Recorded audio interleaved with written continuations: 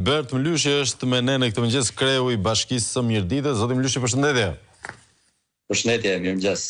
Si jeni ju njerëz sot?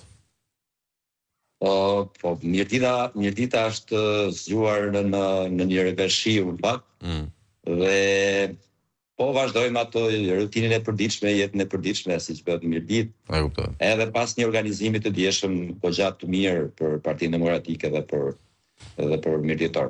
Tani, pyetja ime është e thjeshtë, në një vend si Mirdita, cili ishte, le të themi, komenti apo tema që ngacmoi më shumë pjesëmarrësit? Shko, dje demokratët kishin një rast mirë dhe normalisht që si çdo mirditor të shfrytzuan në bisedime dhe në diskutime me doktorin, me kryetarin e Partisë Demokratike të Shqipërisë. Dhe që si çdin ata më mirë i shprehen shqetësimet dhe ato që mendojnë se si mund të forcojmë strukturat e Partisë Demokratike, jo vetëm në rreth, por përgjithsisht në gjithë Shqipërinë. Dhe në fakt unë thash në fjalën time, por që realisht duhet parë fitoria e Partisë Demokratike në Mirditë, po themi për 3 palë zgjedhje rresht, po dhe kjo fundi që ishte me rezultatin më të thellë që mund të ketë patur ndonjëherë, është mesazh që Partia Demokratike duhet të shohë arsyen, mënyrat se si mirditorët organizohen dhe nuk e përballojnë presionin politik. Dhe në këtë mënyrë është një model që mund ta ndjekim edhe në ta Shqipërinë. Ndërkohë, me që jemi të gjithë Shqipëria në këto ditë, ka pasur shumë debate për tryezën PSPD sa i takon reformës zgjedhore dhe asaj territoriale. Dhe reforma territoriale e godet veriun dhe përfaqësimin politik në nivele të paimagjinueshme për pjesën tjetër të Shqipërisë. A është kjo në agjendë, a ishte në diskutime? Patjetër, në fakt në fjalën e tij doktor ndal edhe tek ndarja territoriale dhe kryesisht tek ato që ka Mirditës në historinë e saj është bërë padrejtësi, si thosh në mënyrën e shkëputjes së disa territoreve të cilat kanë qenë të saj. Dhe normalisht kjo është në agjendën edhe tonën për ta kërkuar deri në fund, në mënyrë që Mirdita të ketë të gjithë territorit e saj historike, dhe që mënyra më mirë është faktori politik në Mirditë të bashkohet rreth kësaj, qoftë më qoftë djathtë. Por ideja është që prekja në farë mënyre e të gjithë, po themi një pjesë të bashkive të veriut, ashtu siç mendohet, ulja e numrit të bashkive në veri, normalisht do të përbënte një problem dhe shqetësim të madh për pjesën veriore, në mënyrë që mospasja ose ulja numrit të zërave të cilët janë gjithmonë kërkestar për zonat e tyre, do të përbënte një problem të madh në mënyrën edhe se si është trajtuar deri tani veriu. Pra rrjedhimisht duket që i gjithë veriu trajtohet në mënyrë të padrejtë, diskriminuese në raport me atë që i prodhon dhe i jep Shqipërisë. Dhe po ta shohësh për vite me radhë, mënyra se si është ndarë buxheti i shtetit për investime në gjithë veriun, duket një raport të shtrenjtë me atë çfarë jep arkës së shtetit dhe me atë çfarë merr si investim. Kjo në raport edhe Mirdita, pra Mirdita mund të jetë më e prekur në veri, sepse arka e shtetit merr goxha majmet nga Mirdita. Po. Jo, ishte shtesë për ju. Arka e shtetit merr goxha para nga Mirdita dhe në fund nuk i përkthehet në investime. Dhe ky është shqetësimi jo vetëm i mirditorëve, siç e thash, por kjo është prek qytetëriu. E kuptoj. Ndërkohë, zoti Mlyshi, për të rikthyer pak tek demokratët, sa i rëndësishëm është ky proces foltoresh në këtë momente? Tani, shiko,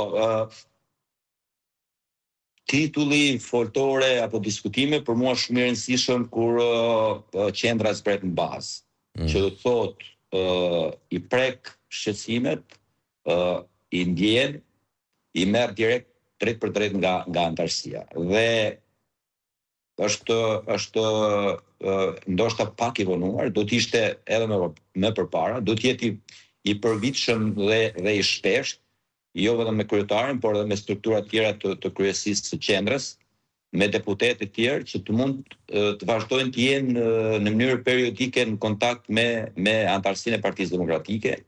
Kjo është ajo që ka ndodhur në Mirdit dhe vazhdon të ndodhë vazhdimisht, sepse qoftë kryesia e Degës, qoftë kërkesa vazhdimisht edhe për përfaqësues nga qendra, që të jemi në kontakt dhe mos humbim kontaktin me antarët e Partisë Demokratike, të jenë të përfshirë në çdo proces që e forcon Partinë Demokratike, edhe të dëgjohen me ato mendime që japin. Kjo, në fakt, prej disa vitesh vazhdon të jetë një si thosh model që ne ndjekim për të mos humbur linjen dhe kontaktet me antarësinë. Dhe ajo e sjell pastaj Partinë Demokratike e forcon dhe kjo ka quar edhe në rezultate pozitive vazhdimisht në prej kohësh në Mirdit. E kuptoj. Ndërkohë, një koment për këtë inflacion foltoresh këto kohë keni? Nuk e kuptova tutje. Një koment për këtë inflacion foltoresh keni? Jo, realisht, shiko, çdo kontakt me antarësinë nga kryesia e qendrës i bën mirë dhe e forcon, por që do të jetë i koordinuar në mënyrë që çdo takim apo foltore të zhvillohet në një koordinim të qendrës me bazën. Pra kjo do e forconte, por nëse nismat janë individuale dhe pa një linjë konkrete të partisë, normalisht që mund të jetë edhe e rrezikshme. E kuptoj. Ndërkohë, një koment fundit do doja nga ana juaj, zoti Mlyshi, për qasjen që ka pasur qeveria ndaj Mirditës. Kemi folur herët që në fakt pasi fituat zgjedhjet, nëse do të kishte qenë dashamirëse apo agresive ndaj jush qeveria në kaq kohë sa jeni në krye të bashkisë dhe e di që keni dorëzuar projekte në qeveri, si ka qenë reagimi, përgjigja dhe gatishmëria për t'ju financuar ato kërkesa dhe nevojat e banorëve të Mirditës? Kjo tashmë është e qartë, për 2 vjet e gjysmë Bashkia Mirdit nuk ka marrë asnjë investim nga qeveria. Kjo është keqardhje jo për faktin që kryetari i bashkisë është pjatë për mirditorët, kanë nevojë për investime, kanë nevojë për projekte konkrete që ndryshojnë dhe ndikojnë jetën e tyre të përditshme.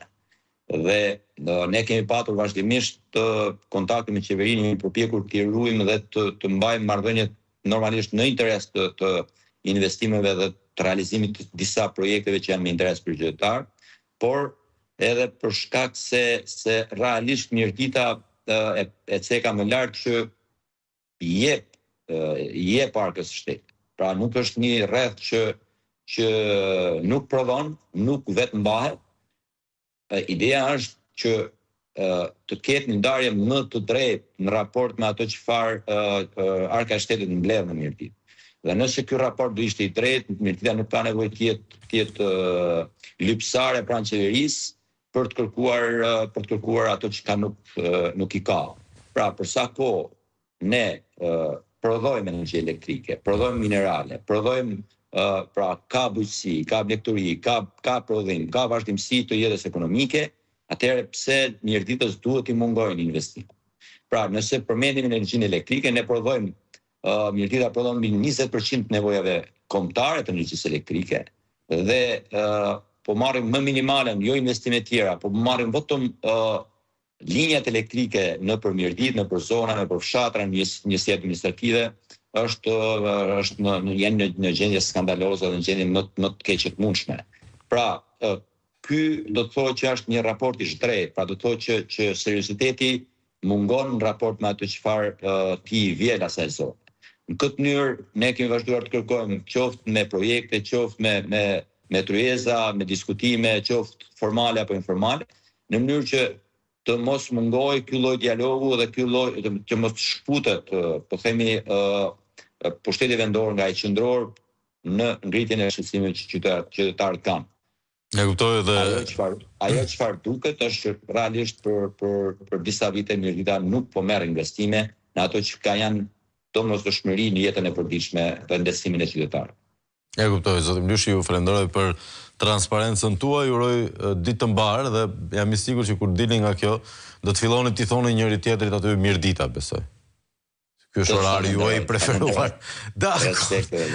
Përshëndesim Albert Mylushin, ne do të spostohemi në Kuvend, miq të dashur, një tjetër seancë gjatë maraton me batuta, hidhje, pritje.